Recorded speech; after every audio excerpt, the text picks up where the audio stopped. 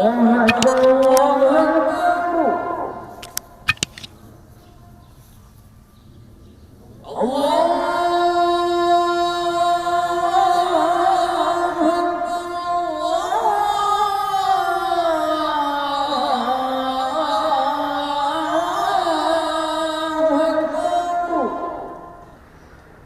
أن محمدًا رسول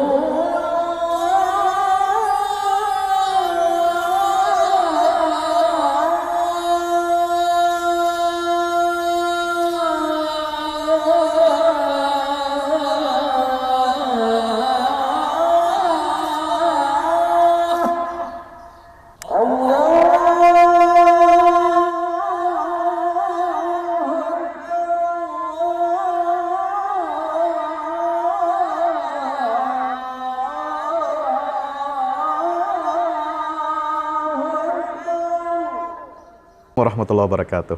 Hai teman-teman yang dirahmati Allah Subhanahu wa taala, kita lanjutin kajian kita singkat nih. Ya, Hagia Sophia. Ini kita ingin mengucapkan selamat kepada bangsa Turki. Selamat kepada Presiden Erdogan.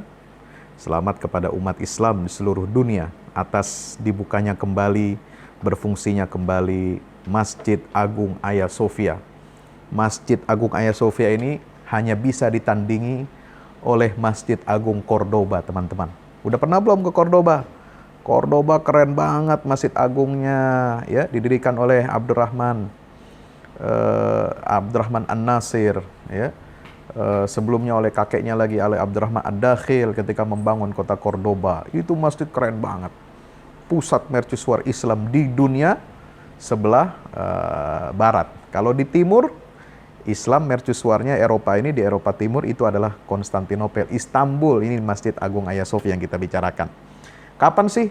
Kalau ada yang tanya, kapan berdirinya Hagia Sophia ini? Hagia Sophia ini berdiri pada tahun 537 Masehi.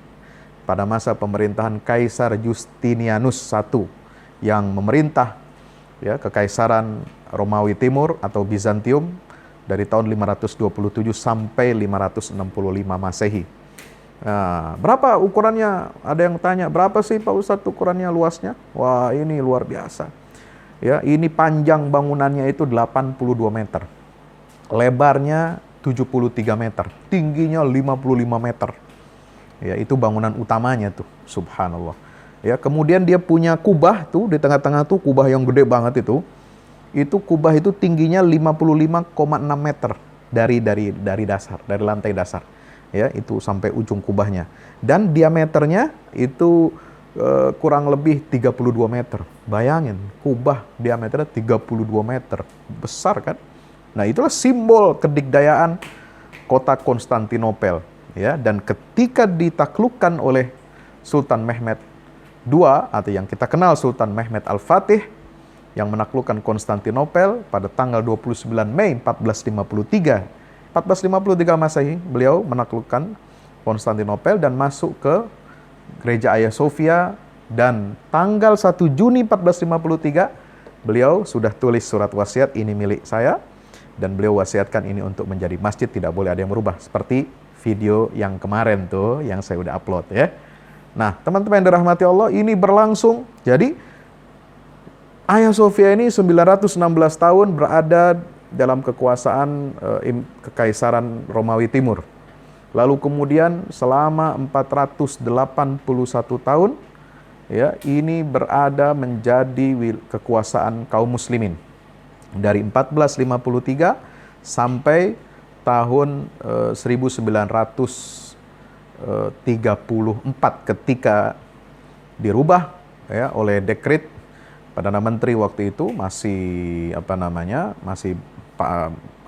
partainya partai tunggal di Turki, sekuler. Setelah berubah dari negara khilafah menjadi republik, ya, itu mengeluarkan dekret Presiden Kemal Atatürk tahun 1934, ya, mengubah itu menjadi museum, menjadi tempat koleksi benda-benda purbakala peninggalan Islam maupun peninggalan Kristen Ortodoks. Nah, jadi teman-teman yang dirahmati Allah, ini melanggar, ya, dekret presiden ini tahun 34 itu dianggap oleh kelompok-kelompok umat Islam di Turki itu melanggar surat wasiatnya Sultan Mehmed II itu yang ditulis pada tanggal 1 Juni tahun 1453 Masehi.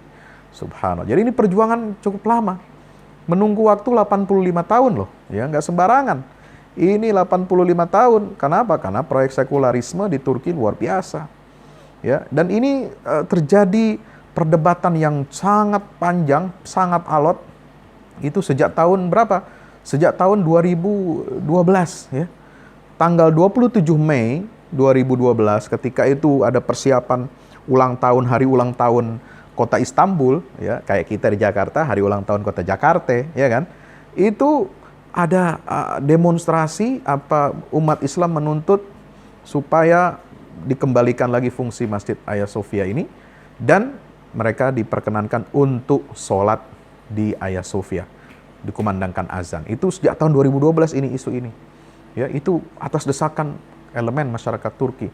Dan ini tentu saja Presiden Erdogan nampaknya tidak berani dia mengambil keputusan sendiri. Ini bukan wilayah kekuasaan, bukan wilayah eksekutif.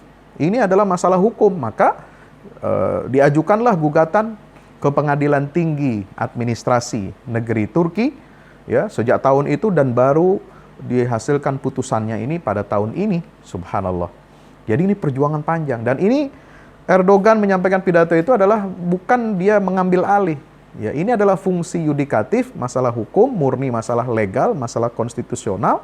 Ya, dan ini kemudian yang dimenangkan oleh putusan final Pengadilan Tinggi Administrasi Turki yang mengembalikan ya, fungsi Hagia Sophia menjadi masjid sesuai dengan wakaf yang sudah dicantumkan terdokumentasi atas nama Sultan Mehmed Fatih yang kedua.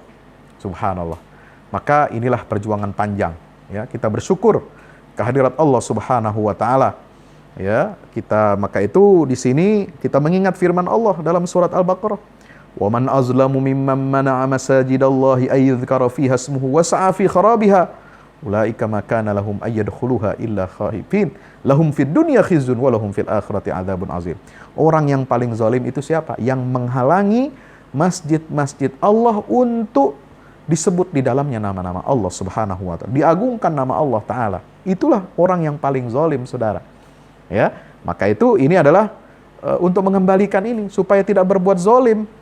Ya, apalagi supaya terhindar dari laknat kutukannya siapa? Sultan Mehmed Fatih. Kalau dulu di Mesir itu ada namanya kutukan Firaun. Ini di Turki sebenarnya ada di dalam surat wasiat itu kutukan Sultan Mehmed bagi siapa saja yang melanggar isi surat wasiat bahwa ini adalah wakaf, ini adalah masjid yang didedikasikan untuk umat Islam. Begitu. Oleh sebab itu, kita menyatakan syukur kepada Allah. Salam dari masyarakat Indonesia untuk seluruh bangsa Turki, umat Islam seluruh dunia, dan kepada Presiden Recep Tayyip Erdogan. Selamat, Anda bergerak secara konstitusional, secara legal, dan keputusan pengadilan mendukung dan memutuskan ini secara legal, konstitusional. Allahu Akbar, walillahil hamd. Wassalamualaikum warahmatullahi wabarakatuh.